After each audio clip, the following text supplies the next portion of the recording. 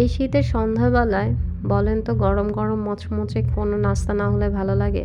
আসসালামু আলাইকুম, আফিফা ব্লগ থেকে সবাইকে জানাচ্ছি স্বাগতম। আশা করি সবাই ভালো আছেন। আলহামদুলিল্লাহ আমরাও ভালো আছি। তো আজকে কী বানাচ্ছি বলে ফেলেন তো কয়েক সেকেন্ডে। আজকে কিন্তু আমি এক্সট্রা কোনো মিউজিক অ্যাড করতেছি না। পাশেই কোথাও বিয়ের প্রোগ্রাম, সেখানকার মিউজিক টোন হয়তোবা আমার ভয়েস ওভারের সাথে অ্যাড হয়ে গেছে। কার কাছে কেমন লাগতেছে মিউজিকটা সেটাও কিন্তু বলতে ভুলবেন না। যাই হোক, আমি এখানে একটা বাঁধাকপির কিছু অংশ কেটে নিয়েছি, তার সাথে কাঁচামরিচ আর পেঁয়াজ, বড় একটা পেঁয়াজ নিয়েছিলাম, সেটাকে একটু লবণ দিয়ে খুব ভালোভাবে হাত দিয়ে চটকে নিচ্ছিলাম যাতে এটা থেকে একটা এক্সট্রা পানি বেরিয়ে আসে আর এটা একটু ময়েস হয়ে যায়। যাই হোক, এটা কিছুক্ষণ করার পর দেখবেন পুরো বাটিটা ভর্তি ছিল, এখন অনেকটা কমে গেছে। তো এভাবে আমি বেশ কিছুক্ষণ করে নিব। অনেকে এই পানিটা ফেলে দেয়, বাট আমি ফেলবো না। এটা সবজির একটা পানি, এটা কেন ফেলবো? তো এখানে আমি আমার পছন্দ মতো ধনিয়া পাতা, একটু সামান্য হলুদের গুঁড়ো, মরিচের গুঁড়ো, ধনিয়া গুঁড়ো, এগুলো অ্যাড করে দিচ্ছি। তার সাথে এখানে আমি আরেকটা জিনিস অ্যাড করব। বলেন তো কী? সেটাও পারছেন না? তাহলে আমি বলে দিচ্ছি।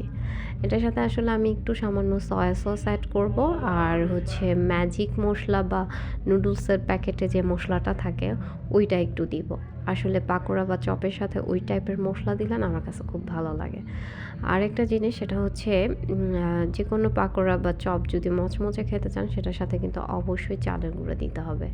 বাট দুঃখের বিষয়, আমার বাসায় এই মুহূর্তে চালের গুঁড়াটা ছিল না, সেজন্য আমি ওটা স্কিপ করে এটা যাতে চপ পারফেক্টলি হয় সেজন্য আমি এখানে একটু আটা ইউজ করেছি।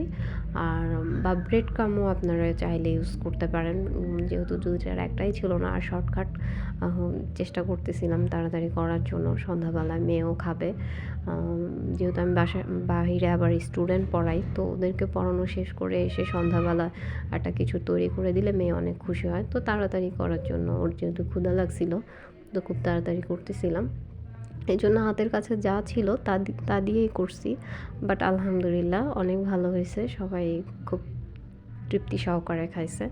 যাই হোক, এরপর আমি ডিম আর ম্যাজিক মশলা বা নুডলসের মশলা যেটা বলে সেটা দিয়ে আবারও খুব ভালোভাবে সবগুলো উপকরণ মিক্স করে নিব। এ পর্যায়ে যে আমি আটার কথা বললাম, আপনারা চাইলে আটা বা ব্রেড ক্রাম্ব বা চালের গুঁড়া দিতে পারেন। আটাটা দিলে আসলে ওইভাবে মচমচা হয় না, যেরকম মচমচা ক্রিস্পি আমি চাচ্ছিলাম।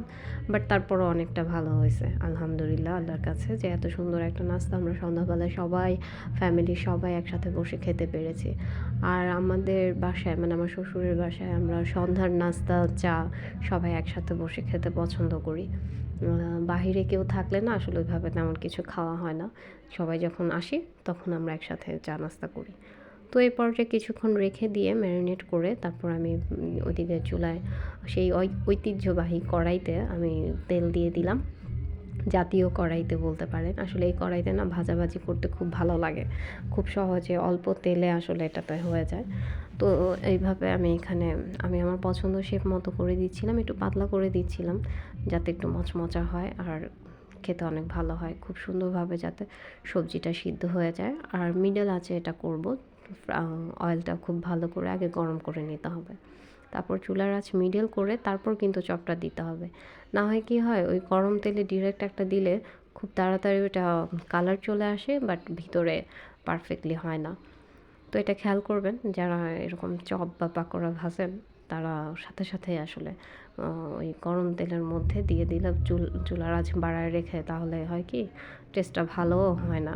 ওইটার দিকে একটু খেয়াল করবেন। তো এই আমার আজকের সন্ধ্যার পাকোড়া।